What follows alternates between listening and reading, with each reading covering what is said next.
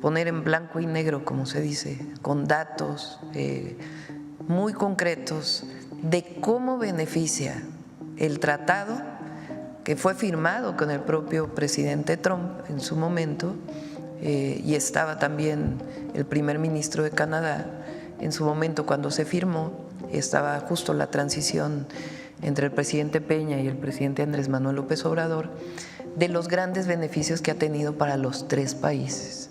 Porque hay esta idea de que se ha beneficiado México solamente, o de que se ha beneficiado Canadá. Estados Unidos se ha beneficiado de una manera muy importante con este tratado. Lo que no terminamos de contemplar bien es de asumir que somos América del Norte y que somos parte del bloque de América del Norte. Para nuestros intereses, los intereses como país, es más importante haberse reunido con Biden y con Trudeau, tratar de comenzar a ver cosas. Estamos poniendo en peligro a México, lo estamos haciendo más vulnerable frente a un señor que ya sabemos no es una buena persona. Donald Trump es mala gente y pues ofreció ciertas cosas que va a cumplir, en parte porque cree en ellas y en parte porque pues, por eso votaron, él supone. También está pendiente el asunto de aranceles, al respecto no sabemos qué va a hacer. Y ves las preocupaciones de otros países de este lado del mundo con Trump, pues no pasan por los árboles frutables y pues no maderables, ¿eh? No pasan por ahí, pero bueno, eso fue lo que eligió la presidenta Sheinbaum, un texto yo diría muy sencillo, muy clásico, que cada vez haya menos armas y más desarrollo, que cada vez haya menos guerras y más prosperidad. Pues está bien. Que alguien se haya entusiasmado con ese discurso, pues no parecería ser el caso. No podríamos tener un inicio de sexenio más convulsionado con la relación comercial y migratoria con los Estados Unidos. Ya también acaba de señalar Donald Trump que pues va a declarar casi como terroristas a los grupos criminales narcotraficantes. El arribo de Trump le pegará muy fuerte al proceso político en México, y creo que esa presión hará, aunque no lo quiera aceptar la señora Claudia Sheinbaum o el presidente en funciones que está en la Macuspana, de todas maneras o se alinean porque México se podría salir de mercado, y esto para los mexicanos es un asunto que por supuesto no queremos. Todos aquellos que dicen que estamos tomando a la ligera la llegada del presidente Trump, nosotros siempre vamos a ser positivos en la idea de que va a haber buena relación, pero estamos trabajando en todos los aspectos, y lo primero pues es mostrar qué representan las y los mexicanos en Estados Unidos, para el bien de México, pero para el bien de Estados Unidos, de su economía. Cómo contribuyen las y los mexicanos a la economía de Estados Unidos, que es fundamental, porque frente a lo que se ha hablado de las deportaciones, ¿quién va a tener los mayores problemas? Estados Unidos. La llegada de Donald Trump a la presidencia de Estados Unidos afecta no solamente a México, sino a la región, y varias cosas están cambiando. Su relación con las derechas, de esto y más hablaremos. Esto es En Re.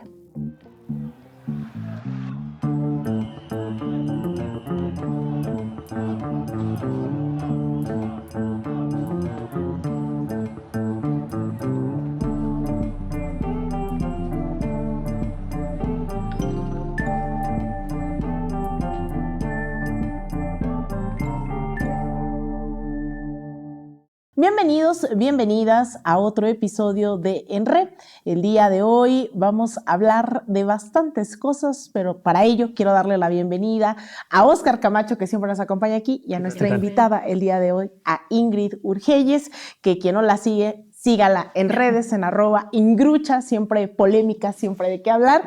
Y pues bueno, compañeros, compañeras, yo quería traer hoy a la mesa, están pasando varias cosas, varias digamos, varios personajes llegan a irrumpir, regresan a la escena nacional e internacional, y me gustaría situar qué está pasando en México, en Estados Unidos, a propósito de la llegada de Donald Trump nuevamente a la Casa Blanca. Se trata de un personaje que había logrado llegar ya en 2017 a la presidencia de Estados Unidos y tuvo varios efectos a lo interno y a lo externo de Estados Unidos.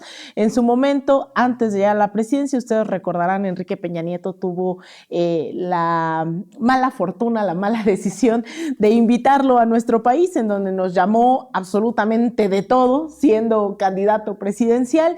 Y después, pues hay un momento de tensión, llega a la presidencia, logra congeniar bastante bien, contrario a todos los pronósticos esperados, con la presidencia de López Obrador, y después llegará un Joe Biden.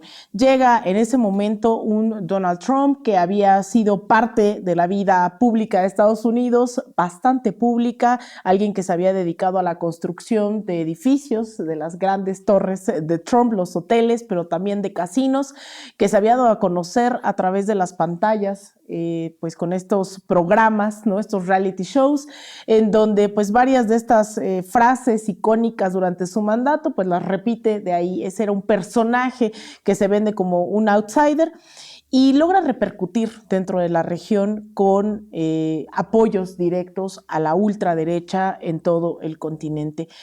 Apoya a Nayib Bukele en El Salvador, apoya a Javier Milei, a Jair Bolsonaro. Sin embargo, aquí en México hizo una pésima apuesta en los últimos años. Primero, no encontrando en el PAN, al PAN, estos grupos de ultraderecha lo ven feo, ¿no? Le dicen, ustedes no son tan de ultraderecha como nosotros, y la apuesta a un actor que lo había apoyado durante su campaña, Eduardo Verástegui, que lo apoyó en Latinos y Mexicanos for Trump. Vamos a empezar, Ingrid, preguntándote cuál es tu lectura, si va a haber una relación, porque ya se especula bastante sobre si su misoginia, que ha sido muy explícita, afectará directamente en la relación con Claudia Sheinbaum, hoy presidenta de este país. Mira, yo creo que es interesante analizar esta llegada de Donald Trump en términos de cómo está parado México hoy en relación a Estados Unidos, más allá de Donald Trump, ¿no? Es decir, cómo México hoy en día tiene un gobierno muy sólido, sumamente sólido, con mucho apoyo y base, digamos, votante, es decir, muy legitimado, un gobierno que es muy difícil de tumbar o muy difícil de atacar. Y que además ya está consolidado, es decir, esto es una segunda parte, ni siquiera estamos en el primer sexenio. Entonces, evidentemente que no es tan simple para Donald Trump intentar incidir en la política de México o intentar algún tipo de política injerencista, dado el apoyo también, ¿no? Y también una politización del pueblo de México. Y eso se nota mucho, por ejemplo, en las últimas dichos de nuestro embajador Ken Salazar, el señor del sombrero, el otro señor del sombrero, que viene y dice cuestiones, digamos, que son de índole injerencista, y cómo hay una reprobación masiva respecto de esos dichos, ¿no? Es decir, cómo el pueblo mexicano también se da cuenta que tiene un límite cualquier discurso que venga de Estados Unidos. Y en esto no te metas porque esto es de política interna. O sea, hay hoy en día una política muy de no injerencia, que la empieza el presidente López Obrador y la continúa muy fuertemente Claudia Sheinbaum. De hecho, se nota en la respuesta de la Cancillería, ¿no?, al embajador como aquí está el límite. Entonces, evidentemente que, por ejemplo, en términos de la región, México pasa a ser no solamente sumamente importante para Estados Unidos porque es su principal socio comercial, sino que además en relación a todos los otros gobiernos que hay en la región, este es el más sólido. Porque vemos que en Sudamérica los gobiernos progresistas están más o menos instalados con muchas dificultades y el resto son gobiernos de derecha que están alineados a Donald Trump. Entonces, la verdad que este es un país muy particular en términos geopolíticos hoy, por su política interna. Entonces va a ser diferente. Creo que tenemos mayor poder negociador al momento de sentarnos a conversar con Donald Trump. Y si hacemos un poco este regreso antes de ver esta relación México-Estados Unidos, Oscar, hemos visto que esta relación no siempre ha sido igual, ¿no? O sea, desde que nos roban el territorio o desde que, es decir, hay varios altibajos, o incluso, ¿no? Una política ahí medianamente de cooperación durante el mandato de Lázaro Cárdenas, también aquí, que si bien hubo tensiones directas por la expropiación petrolera, también lo cierto es que la Segunda Guerra Mundial, ¿no? La economía estadounidense buscaba también aliados e instauraron esta política del buen vecino.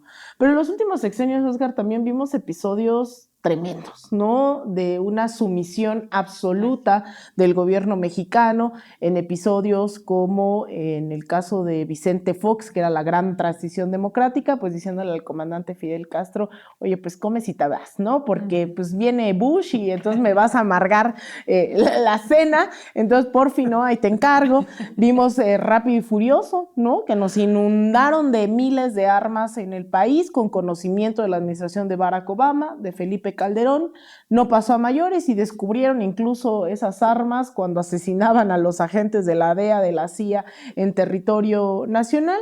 Y viene ya un mandato de Andrés Manuel López Obrador, en donde recuerdo muchísimo, a mí me gustaba mucho el discurso de Andrés Manuel, porque creo que marca una nueva ruta en la política exterior que ya había sostenido durante su gobierno, pero creo que ahí da un paso siguiente de concebir la relación con Estados Unidos, que es en el aniversario del natalicio de Simón Bolívar con el presidente de Cuba, Díaz Canel, aquí en México, y él dice, no nos vamos a poner con Sansón a las patadas, ¿no? Ya entendimos que no es así, pero es tiempo de colaboración entre iguales.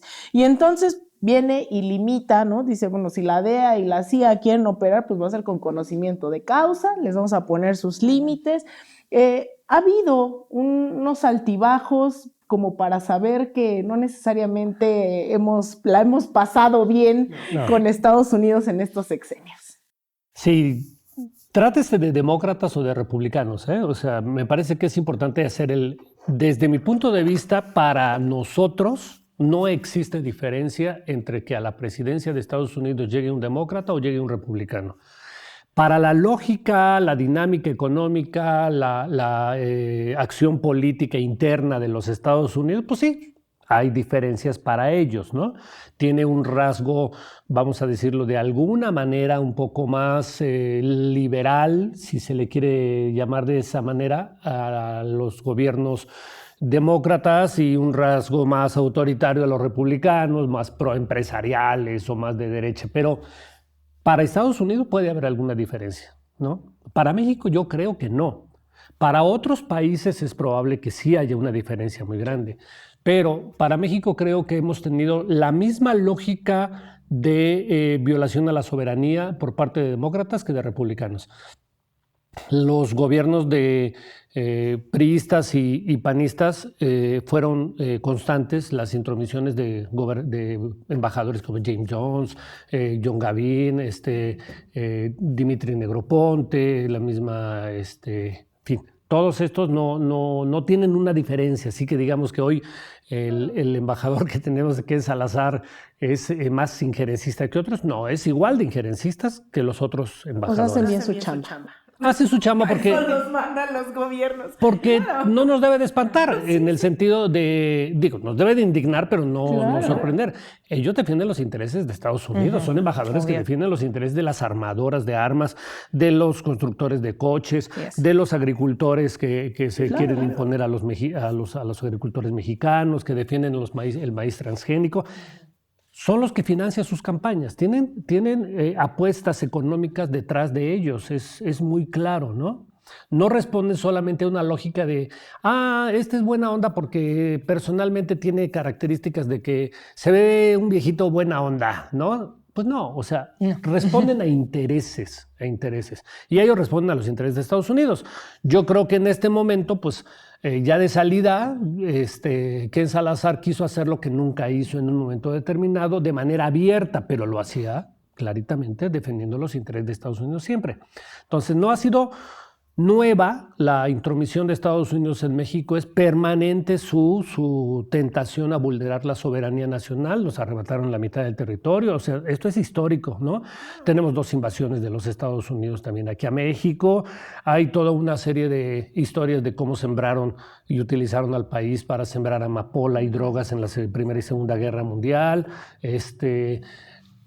hay todo un uso de mano de obra en los Estados Unidos no reconocida. Y no es tampoco nuevo que cada que hay un conflicto con alguna empresa, el gobierno de Estados Unidos ejerce presiones. Calica es un ejemplo, esta zona de Quintana Roo, ¿no? Donde hay una depredación impresionante en términos económicos, amenazan hasta con romper relaciones, en fin. O sea, es un gobierno imperialista. Tenemos que saber que estamos ante un gobierno imperialista, ¿no?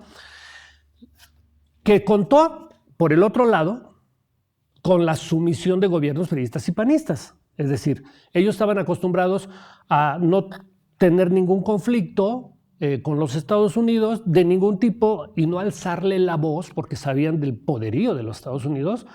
Y entonces, en lugar de buscar una estrategia pues, de una política extranjera digna, política exterior, perdón, digna, pues se fueron por agachar la cabeza y decirle sí a todo. ¿Quieres un programa de apoyo para combatir el narco? Pues envíame Rápido y Furioso y aquí no me importa si eso se convierte en el mayor si armamos fracaso. al crimen organizado ¿no? con armas de última generación. Sí, claro. ¿No? ¿Qué más puede pasar? Es el ejemplo de esa relación me parece que es aquella imagen en donde están Trudeau de Canadá, Obama y por acá Peña Nieto, que ni lo pelan. Regresándose a ver el fondo. Sí. Esa es la imagen típica de, ¿no? Que cambia radicalmente cuando llega el presidente Andrés Manuel López Obrador y entonces empieza a haber un discurso contestatario, un discurso donde dentro de los márgenes que ofrece la posibilidad de hacer un discurso contestatario, lo hizo el presidente. Y lo hizo, creo que con mucha dignidad.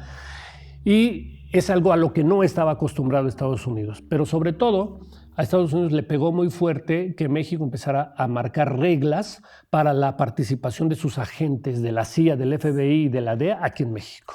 O sea, ellos ya lo tomaban, llegaban aquí a México, entraban armados, operaban como les daba la gana y nadie les decía nada. ¿Y el gobierno ni se enteraba ya? Ni se enteraba, ni se enteraba. Entonces creo que va ahora a ser necesario continuar con esa estrategia de mucha inteligencia y mucha dignidad y saber que efectivamente, como decían, pues no nos podemos poner con sazón a las patadas, pero pues sí de pronto sacar la onda y ¡pum! Y que la presidenta lo maneja, ¿no? De no, la soberanía no es negociable, ¿no? Así o sea, que claro, hay puntos débiles todavía de esa relación, ¿no? Que compartimos miles de kilómetros, tenemos entre primera, segunda y tercera generación cerca de 41 millones de mexicanos y mexicanas en Estados Unidos, ¿no? Es decir, es una relación que va más allá de si se caen bien o no los gobiernos, sino de una relación intrínseca, sobre todo por esto, ¿no? Hay familias que eran mexicanas y la frontera los cruzó y se quedaron del otro lado de la frontera. Entonces, es una situación muy compleja. Pero hay un punto en donde sí, ¿no? Creo que Estados Unidos ha buscado hacer mucha presión, que es el tema de la migración. Y eso ha llevado a repensar también toda la estrategia de seguridad en nuestra frontera sur, en donde vemos también, pues, deportaciones, detenciones, incluso aún llegando aquí en el aeropuerto de la Ciudad de México, se han denunciado miles de deportaciones de personas que vienen no solo de Centroamérica, que es ese estigma, ¿no? De la migración buena, la migración mala, la migración y donde sí se cumple es del norte global, todos son bienvenidos, ¿no? Pero hacia el sur vamos a poner límites. Y ahí es donde a lo mejor los riesgos sí existen, porque yo coincido con Oscar que no necesariamente hay una diferencia entre demócratas y republicanos, toda vez que incluso Obama deportó a más gente que Donald Trump, solo que Donald Trump es mucho más ruidoso y le ha funcionado bastante ese tema. Pero en el tema de migración sí lo anuncia, más allá de si es o no una estrategia electoral, porque también no es tan fácil, ¿no? Que expulses a toda la mano de obra, ¿no? De tu país y digas como, ay, sí, es que son migrantes y son malos todos y demás. Pero ahí es en donde a lo mejor Donald Trump sí va a insistir, ¿no? En el tema migratorio y dice en el tema de aranceles, que yo también creo que no está dispuesto a darse un balazo en el pie y que sobre todo, pues es un empresario que no creo que vaya más allá. ¿Cómo lo ves tú ahí, Ingrid? Mira, yo tengo mis dudas por las designaciones del nuevo gabinete. Yo pensé que venía Donald Trump, sí, recargado, como dicen, porque trae mayorías en todos los ámbitos, hasta en la Suprema Corte. O sea, mayorías en todas partes, conservadoras, ultraconservadoras. No pensé que iba a ser moderado, porque él nunca ha sido una persona moderada. Él representa estas derechas muy vociferantes, muy desinhibidas, que dicen lo que piensan, digamos, que miran, como dice Oscar, entre demócratas y republicanos al final son todos malos, pero hay unos que lo dicen, ¿no? Que son menos hipócritas. Y Donald Trump es alguien que, claro, trae un grupo de gente que lo rodea, que es muy desinhibida y dice cuestiones como que da miedo a la opinión pública. Y en la designación del gabinete, a mí me da la sensación de que trae una política muy agresiva en distintos ámbitos. O sea, que sí viene muy agresivo.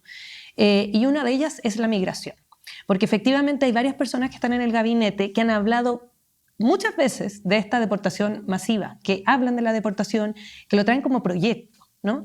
Y una política muy agresiva exterior también, que tampoco yo lo habría pensado, porque él siempre se dijo pacifista en la parte cuando estaba mentiroso, porque bueno, sabemos que miente muchísimo Donald Trump, sí. Pero viene con una cosa belicista que da mucho miedo en el futuro, digamos, porque este nombramiento, digamos, del secretario de Seguridad, de Defensa, el Pete Hegseth, de Fox, pero que también es ex veterano y que también reivindica crímenes de guerra permanentemente, permanentemente, y que él estuvo en Irak y estuvo en Afganistán, que es antimusulmán, tremendamente sionista. O sea, es una persona que es muy peligrosa.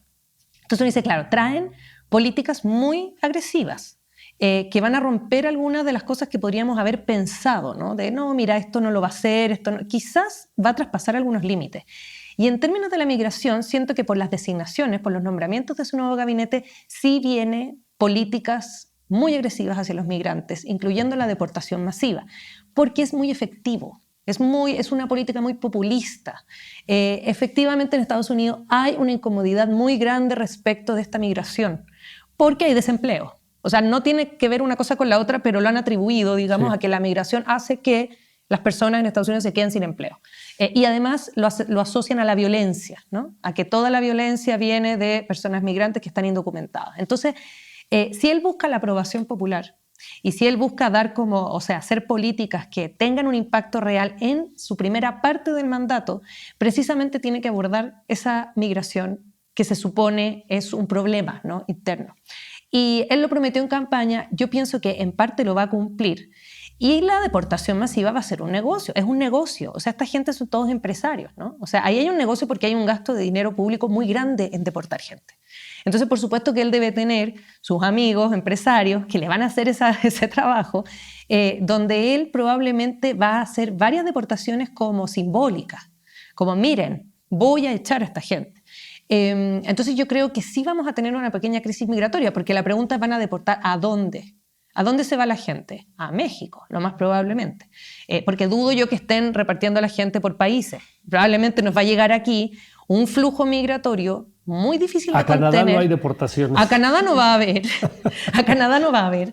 Y nos van a llegar a nosotros esas deportaciones masivas, que también nosotros tenemos un problema migratorio interno enorme. O sea, también México está un poco sobrepasado por la cantidad de gente que viene para pasar a Estados Unidos. Entonces imagínate que a la migración actual se le sume esas deportaciones que van a venir desde Estados Unidos y que no vamos a poder rechazar, porque como dice Oscar, la política siempre con Estados Unidos es yo no voy tampoco a hacer enojar a mi socio comercial número uno. Entonces de alguna manera va a haber que ceder. Como cedió el presidente López Obrador en su momento, con cuestiones que son sumamente complejas y cuestionables de cierto punto de vista, la parte de la frontera sur, militarizar la frontera sur, hacer deportaciones, todo lo que se vio, ¿no? Incluso cosas que son violatorias de derechos humanos, la verdad, en la frontera sur. O en la norte, lo de quédate en México. O el quédate en México, que como le llaman en teoría, son estos lugares del borde de México donde tuvo que esperar la gente sus audiencias de asilo, que se le llaman bolsones de desechabilidad, porque son lugares que no están hechos para la vida humana. Entonces mucha gente ahí muere, se enferma, no puede vivir, digamos, y nadie los cuenta y nadie sabe realmente cuánta gente desaparece, cuánta gente secuestrada por el narco, cuánta gente migrante se muere. No hay números, no hay contabilidad, es gente que no tiene nacionalidad y por lo tanto tampoco tiene derechos sociales, entonces tampoco tiene ni salud. Sí, ¿no? Entonces la verdad es que ya hay la crisis. Entonces, si a eso le sumamos que Donald Trump viene con sus políticas populistas de deportar, México va a tener que encontrar la forma de ver qué vamos a hacer con toda esta población migrante y no caer nosotros también en violación a los derechos humanos. Claro, y el O sea, discurso ahí xenófobo, ¿no? exacto. Que también es de sorprender. ¿Se acuerdan cómo ante ustedes las cuando caravanas... querían como extender los derechos sociales a las personas migrantes hace como un par de años y hubo toda una revuelta pública aquí en México diciendo no, ¿por qué van a tener salud? Bueno, a mí ¿Por me qué van a tocó tener cubrir las derechos? caravanas y estuve ahí en la frontera y es impresionante. Los primeros que están en contra de la migración es gente que llegó a vivir ahí hace unos años. O sea, es que Tijuana y esas ciudades no existían, ¿no? Y la gente hacía marchas en contra. O sea, entonces esa xenofobia también es parte de esos discursos que hay que procurar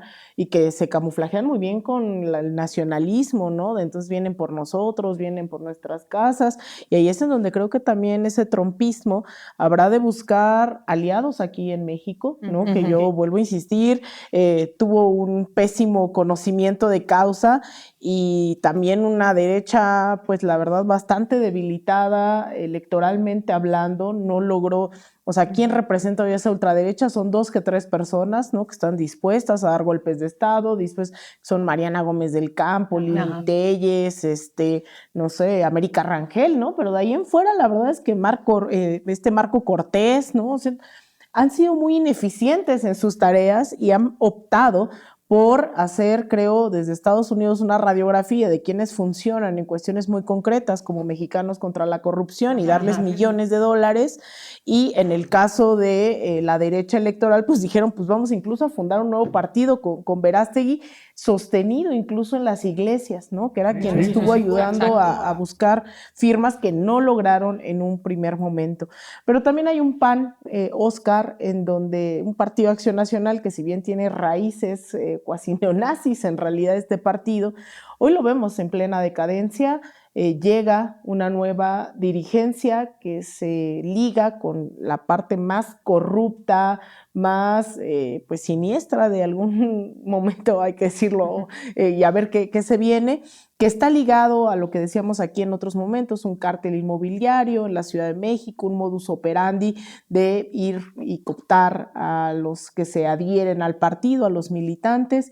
¿Qué le espera también hoy a esa derecha electoral? ¿Puede encontrar Estados Unidos ahí algo que pueda utilizar? Híjoles, es muy buena pregunta porque vincula la llegada de un gobierno de ultraderecha en Estados Unidos a la llegada de un gobierno de derecha desdibujado en México. Es decir, son como 2 fenómenos de la derecha. Sí. Por un lado, está llegando una dirigencia podrida a la derecha de México, que puede recurrir a cualquier cosa con tal de recuperar espacios. Y estamos viendo a una ultraderecha en Estados Unidos que puede recurrir a cualquier cosa con tal de mantener o fortalecer la idea de una hegemonía de la grandeza del imperio, ¿no? ¿Pueden aliarse? Sin duda. Creo que históricamente ha sucedido así y creo que lo van a buscar y creo que no faltarán las ocasiones como ahora Marco Cortés hablando de que debe tipificarse a los carteles como narcoterroristas para propiciar la entrada de los Estados Unidos hacia este país. Entonces sí creo que se vaya a abrir la posibilidad y creo que lo van a buscar. No sé si vaya realmente a tener, como hace rato decía Ingrid, eco lo del PAN ante el momento político que vive México, en donde hay una participación muy grande que les da un respaldo a este gobierno, ¿no? En términos de votos y de respaldo social y popular.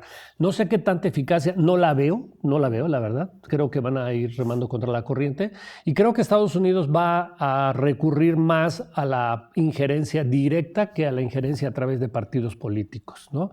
Creo que se va a ver muy claramente vamos a tener como una relación muy rijosa, mucho en términos verbales, pero a mí lo que más me preocupa de esta parte, de esta llegada de este gobierno, es que cuando se habla de Donald Trump, creo que siempre asociado como al ladito, está el nombre de Hitler. No sé si estoy exagerando o no, pero ese es como mucho el temor de pronto de que alguien como un personaje como Hitler, como Donald Trump llegue al poder, porque la experiencia histórica nos dice que hay personajes que de pronto en el poder enloquecen y ya no tienen límites. puede parecer algo ridículo, pero si nosotros recordamos cómo quiso tomar por asalto el Capitolio, entonces no estaremos tan lejos de una posibilidad donde un personaje como Donald Trump puede enloquecer. Si no enloquece, hay muchos límites, muchos mecanismos económicos que lo pueden ir como conteniendo en ciertas cosas. O sea, él no puede romper de la noche a la mañana con un tratado de libre comercio. Hay muchos empresarios que le van a decir, no, espérate, ahí van de por medio mis intereses, no lo puedes romper así como así. Si enloquece, sí. Pero me parece muy grave que toda esta actitud de beligerancia discursiva sea asumida por la sociedad estadounidense y se lance relance una especie de macartismo renovado, ahora no contra los comunistas, sino contra los migrantes, ¿no? Y los comunistas. Todos. Y todos, ¿no? Sí. Exactamente, ¿no? Sí. Pero donde cualquiera diga, voy a acusar a ese de que no tiene papeles y vaya por él y vas para afuera, ¿no? O sea, que la sociedad se impregne de ese discurso violento de Donald Trump me parece muy grave. Y hacia afuera del mundo me parece que ya estamos viendo discursos que van a agravar la situación, por ejemplo, que no podemos olvidarlo, de complicidad de Estados Unidos con los crímenes de Israel en Gaza. El discurso de ayer de Marco Rubio, que va a ser el secretario de Estado, es terrible. Terrible, o sea, diciendo que Hamas es el responsable de que le hayan matado a toda su gente porque propició una salida violenta secuestrando a un grupo de israelíes en un concierto, ¿no? Entonces, eso para Marco Rubio, que es el próximo secretario de Estado, es absolutamente justificado. La reacción la sobrereacción, la venganza desproporcionadísima de Israel para matar a ahorita más de 20,000 niños, por ejemplo, ¿no? Hay casi 40,000 ya víctimas. Para Marco Rubio eso es normal y la culpa es de Hamas. Israel no tiene ninguna culpa y ellos lo dicen de una manera tan agresiva, tan violenta, que esos discursos son los que a mí me preocupan, que hacia adentro de Estados Unidos vayan a afectar a la gente migrante y hacia afuera, pues a recrudecer los escenarios de guerra muy terribles, ¿no? Claro, porque hay que recordar que esta podredumbre, ¿no?, que se expresa también en la elección de Donald Trump tiene que ver con que hoy Estados Unidos es un país en donde sigue existiendo el Ku Klux Klan, donde siguen existiendo pues estos discursos y praxis de odio, ¿no?, anti-musulmana, anti-LGBT, que no me atrevería a decir que son todo el trumpismo, porque el factor económico es fundamental para entender que también hay clase trabajadora que, pues, al ver que tanto demócratas como republicanos apoyan el genocidio en Palestina, es como, bueno, al menos habla de mejorar la economía, de acabar con la burocracia de los demócratas, y claro, esos mensajes que manda con un Marco Rubio, que es el que le ha declarado la guerra a Cuba y Venezuela incansablemente, y el que insistió que había que invadir Venezuela en su momento, y Trump le dice como, espérate tantito, ¿no? Yo no quiero un desmadre, yo lo que quiero ahí es el petróleo, ¿no? Y, o sea, como ese tipo de cosas también puso ahí Donald Trump y no procedió, ¿no? Porque lo que decía era, no, vamos a asfixiarlos porque quiero el petróleo. Sí, Marco Rubio es el extremo de los extremos. Sí, Vemos ahí a un Elon Musk que también está metido y que hemos visto su participación en acentuar el golpismo en contra de Venezuela, la asfixia de Cuba, los Bolivia, discursos racistas en el Reino Unido, ¿no? El caso de Bolivia. Hemos visto el rol que juega y que ahora es parte del gobierno de Donald Trump, o un Tucker Carlson que también pues tiene un presentador de Fox News que tiene posturas abiertamente también de ultraderecha, ¿no? Que fue criticado por haber entrevistado a Putin y que va a estar ahí. Pero también hay lo que decías, Oscar, ¿no? Estos límites que a lo mejor los capitales le van a poner al propio Donald Trump, pero también el escenario, para ir cerrando, Ingrid, hay un escenario mundial que no necesariamente permite que Trump haga lo mismo que hizo incluso apenas hace 4 años, que era, pues vamos a salirnos del acuerdo nuclear con Irán, vamos a salirnos del acuerdo del cambio climático, vamos a salirnos de lo que sea, ¿no? Sin tocar estos de tratados de libre comercio, porque está surgiendo con más fuerza cada vez los BRICS. Vemos que económicamente eso puede detener también esto, vemos que China, Rusia, pues también son economías que están dando la batalla y que Estados Unidos de alguna manera en ese escenario no está tan libre, ¿no? Y con rienda suelta como pudo haberlo estado en otro momento. De hecho, no es el mejor escenario para Estados Unidos en ningún caso. Comparación con el gobierno anterior de de Donald Trump. A estas alturas, ya después de un gobierno de Biden nefasto, que le hizo muy mal a Estados Unidos en todos los sentidos, para adentro y para afuera, y de una decadencia también, ¿no? Interna, con crisis social, con la crisis del fentanilo, la crisis económica, la crisis de desempleo, etcétera, etcétera. Estados Unidos no está en buen pie hoy, en términos de cómo se va a enfrentar a ciertas potencias que vienen en ascenso. Principalmente estoy pensando en China. China, el gigante asiático, como que le llaman, el continente, porque es un continente, viene muy fuerte, porque China ha traído un crecimiento, un PIB muy alto ya desde hace muchos años, de manera sostenida, y tiene políticas China muy diplomáticas y muy de no conflicto. Esas siempre han sido las políticas de China, no conflicto externo, no meterse en guerra, no gastar, digamos, el dinero de la nación en armas ni en conflictos bélicos, y siempre mantenerse diplomáticamente muy bien, pero al mismo tiempo con una cosa de así como de arrasar económicamente y meterse en distintos países muy fuerte. Las cosas van como al mismo tiempo, entonces no se da uno cuenta cuando ya China tiene capitales metidos en toda Sudamérica y a la velocidad de la luz. Estaba viendo, por ejemplo, ahora que están inaugurando un megapuerto en Perú, chino, con capitales chinos, pagado por el gobierno de China. Justo Xi Jinping anda en Perú, en la cumbre de la APEC. Fue para allá, lo recibieron con alfombra roja porque el gobierno de China invirtió mucho dinero en la creación de ese puerto. Y es un puerto para el tránsito de un montón de mercancías, porque no solamente ya China está metido en el tema minero, sino que también alimentario, todo tipo de industria, energética. Entonces uno dice, a ver, Estados Unidos, que le va a declarar la guerra a China porque están obsesionados con declarar la guerra económica comercial con China, ¿qué tanto va a poder ganar esa guerra comercial? Porque aun cuando Estados Unidos traiga una política muy agresiva en Latinoamérica, que efectivamente va a ser así, porque aquí es su patio trasero, están los recursos naturales, necesitan el litio, porque Elon Musk necesita el litio básicamente, y están dispuestos a hacer una serie de golpes de Estado, porque les encanta hacer golpes de Estado, solo que ahora va a ser más literal, y traen a este señor Marco Rubio, que viene con una idea muy concreta, anti-Cuba, anti-Venezuela, injerencista, golpista, etcétera, etcétera. Pese a ello, los capitales chinos ya están en la región. O sea, ¿qué tan fácil va a ser para Estados Unidos ganar esa guerra comercial? Sobre todo, además, pensando en que los BRICS también vienen muy fuertes, ¿no? Rusia, pese a toda la batalla que le dieron cultural, económica, de bloqueo de toda índole, Rusia solo se fortaleció. Y quien viene en declive, y que a mí me gusta ver eso porque ya estoy así sentada para atrás, es la Unión Europea, que viene así por meterse en conflictos bélicos y dárselas de socio de Estados Unidos, en un contexto que uno dice no tenían ninguna necesidad, como dice Juan Gabriel, pero qué necesidad de andarse metiendo que en Ucrania, que en la Franja de Gaza, o sea, haciendo guerras que no eran de ellos. Guerras que no eran de ellos, y además con una crisis económica. ¿Vieron lo que pasó en Alemania? O sea, Alemania es el reflejo de la crisis económica, Francia, crisis interna, política, desastres totales. Entonces Europa viene en mucho declive, con mucho temor por Donald Trump, porque Donald Trump tampoco es amigo de Europa. Entonces Europa quedó como el amigo solo que va a quedar ahí como en el patio de la escuela solo, ¿no? Así como bulleado. Ahí quedó Europa. Y por el otro lado tienes los BRICS, que vienen poderosos, fuertes, con economías emergentes muy potentes, y un Estados Unidos que trae un Nerón. O sea, como bien decías tú, ¿no? Hemos vivido en la historia de la humanidad estos Nerón, estos Calígula, que incendian y que son así locos, ¿no?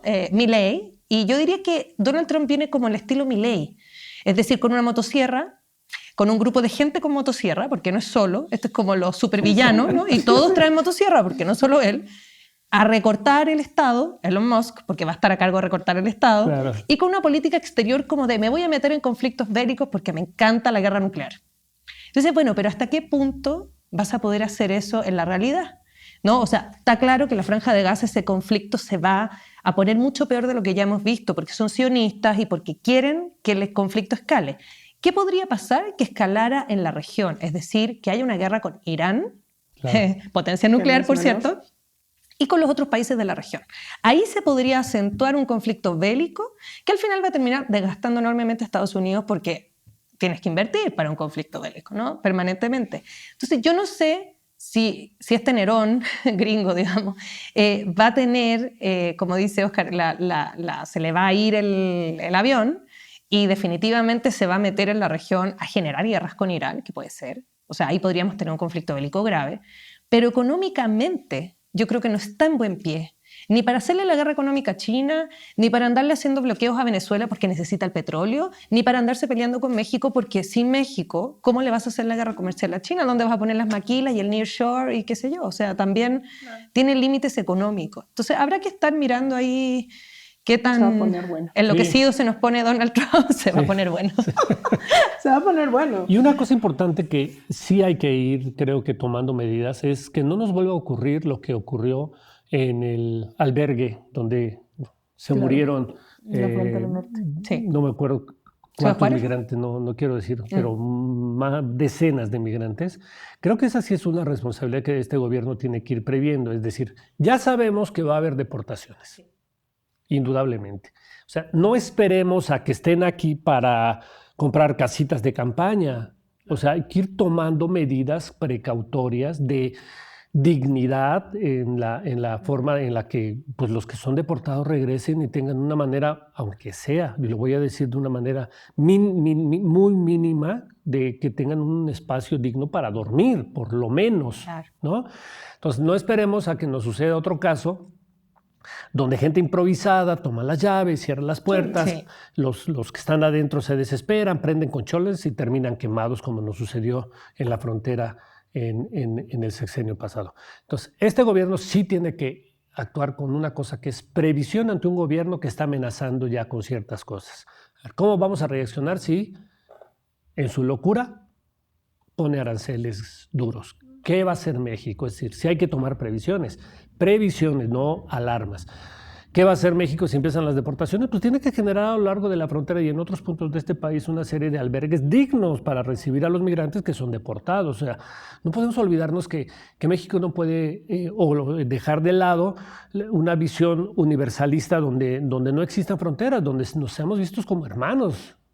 En este caso latinoamericanos, ¿no? O hermanos también con los haitianos, con los africanos, con chinos incluso. Ajá. Que vienen acá. Entonces, las fronteras son cuestiones imaginarias que a veces se han puesto, pero la realidad es que todos somos seres humanos y México tiene que ir generando condiciones ante esta amenaza de deportación. Claro, una modificación de una política migratoria para que no haya migrantes de primera y migrantes de segunda, ¿no? Y que a Evo sí se le rescate en avión, pero a las personas de Palestina, ¿no? Siguen ahí pidiendo también pues que puedan venir y no se les atiende. Entonces, el tema migratorio sin duda es algo que hay que tener con o sin Trump, ¿no? La necesidad urgente de modificarlo. Pues, Oscar, muchísimas gracias. Ingrid. Muchísimas gracias y le mandamos un saludo enorme a nuestra querida Azul Alzaga. No se olviden también de suscribirse a nuestras redes sociales en De Raíz_Media, en TikTok, en YouTube, en todos lados estamos como De Raíz_Media y también nos pueden ver a través de canal Red Latinoamérica. Soy Alina Duarte, les damos las gracias y nos vemos la próxima aquí en Enre.